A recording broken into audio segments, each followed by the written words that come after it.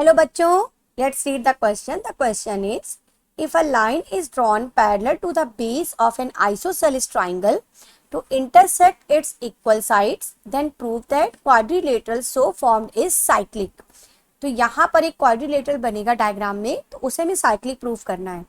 तो सबसे पहले हम की कॉन्सेप्ट अप्लाई करेंगे कि कौन सा की कॉन्सेप्ट यहाँ पर हमें यूज करना होगा. ओके, तो की कॉन्सेप्ट यहाँ पर हमारा होगा कि किसी भी क्वाड्रिलेटरल में अपोजिट एंगल्स का सम अगर 180 डिग्री होता है तो वो साइक्लिक होता है. If in any quadrilateral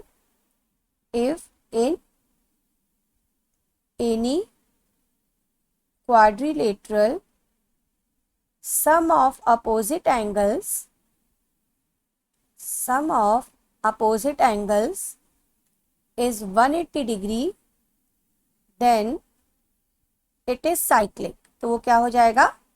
cyclic हो जाएगा. तो यहाँ पर भी जो भी क्वाड्रिलेटर हमें साइक्लिक लाना है तो उसमें अपोजिट एंगल्स का सम हमें क्या प्रूफ करना होगा? 180 डिग्री.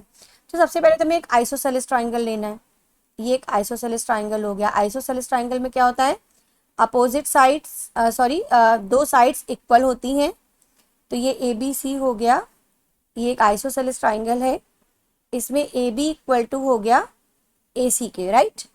और एक लाइन हमें लेनी है पैरेलल, बेस के पैरेलल एक लाइन लेनी है. तो बेस के पैरेलल एक लाइन हो गई DE, and DE is parallel to BC, correct. ये दोनों पैरेलल हो गई. तो ये जो DECB बन रहा है इसे हमें साइक्लिक प्रूफ करना है. तो चलिए स्टार्ट करते हैं. सबसे पहले आइसोसेलेस ट्राइंगल है, AB इक्वल टू AC है, और आइसोसेलेस ट्राइंगल में दो साइड्स जो सेम होती हैं उनके अपोजिट एंगल्स भी सेम होते हैं. Means angle B equal to हो जाएगा एंगल C के, राइट.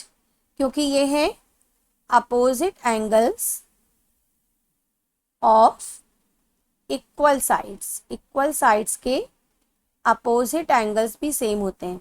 तो इन दोनों को हमने मान लिया x, तो ये वाला भी x मान लिया और ये वाला भी x मान लिया. अब देखिए एंगल ADE को, एंगल ADE ये इक्वल हो जाएगा एंगल ABC के, राइट. ये दोनों इक्वल हो जाएंगे क्योंकि ये करस्पॉन्डिंग एंगल्स हैं, क्योंकि DE और BC लाइन पैरेलल दे रखी हैं. और एंगल AEC ये इक्वल हो जाएगा एंगल ACB के, क्योंकि ये है हमारे करस्पॉन्डिंग एंगल्स.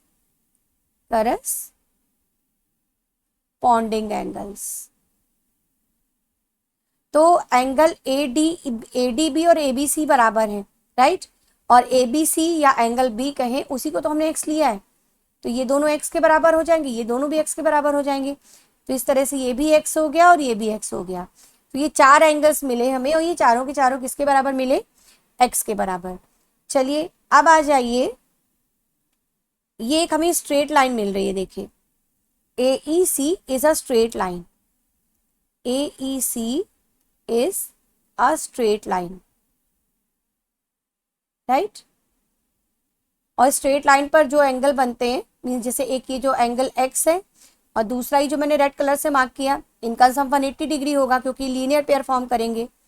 तो angle AED plus angle DEC ये सम हो जाएगा 180 डिग्री, क्योंकि ये फॉर्म कर रहे हैं बच्चों लीनियर पेयर, राइट. तो एंगल AED कितना है? x. तो x प्लस एंगल DEC ये हो गया 180 डिग्री. तो एंगल DEC कितना आ गया? 180 डिग्री माइनस x. ये वाला एंगल जो है एंगल DEC ये हमारा निकल आया 180 माइनस x. अब हम सम निकाल लेते हैं angle DEC plus angle DBC का. तो एंगल DEC कितना है? 180 माइनस x है, और एंगल DBC है x. तो ये सम कितना आ गया? 180 डिग्री आ गया. सम 180 डिग्री आ गया ना. तो इस क्वाड्रिलेटरल में जो अपोजिट एंगल्स हैं उनका सम हमें मिल गया 180 डिग्री मीन्स अपोजिट एंगल्स हो गए supplementary, right. So in DECB angle DEC plus angle DBC,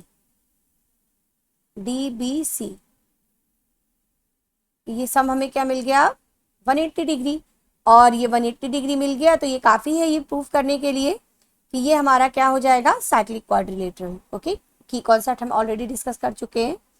so DECP is cyclic quadrilateral. So this is proved now. Okay, hope you understood it well. Best of luck. Thank you.